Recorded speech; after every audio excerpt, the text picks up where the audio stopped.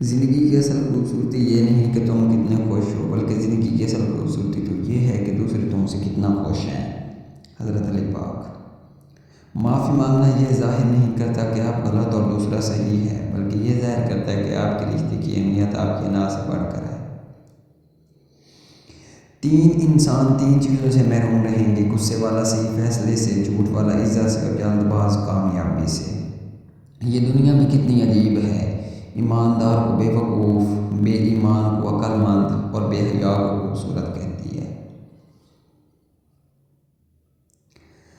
یہ زندگی دو دن کی ہے، ایک دن تمہارے حق میں اور دوسرے دن تمہارے مخالف۔ جس دن تمہارے حق میں ہو اس دن غرور مت کرنا، اور جس دن تمہارے مخالف ہو اس دن صبر کرنا۔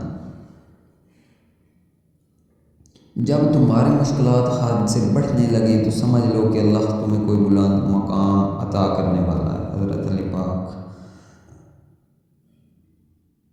جس زمین پر بارش نہ ہو وہاں کی فصلیں برباد ہو جاتی ہیں، اور جس گھر میں دین نہ ہو وہاں کی نسلیں برباد ہو جاتی ہیں۔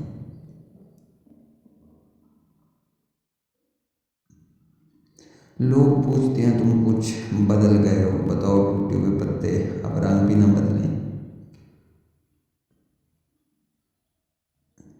حضرت علی۔ زندگی میں خود کو کبھی کسی انسان کا عادی مت بنانا، کیونکہ انسان بہت خود غرض ہے۔ جب آپ کو پسند کرتا ہے تو آپ کی برائی بھول جاتا ہے، اور جب آپ سے نفرت کرتا ہے تو آپ کی ہر اچھائی بھول جاتا ہے۔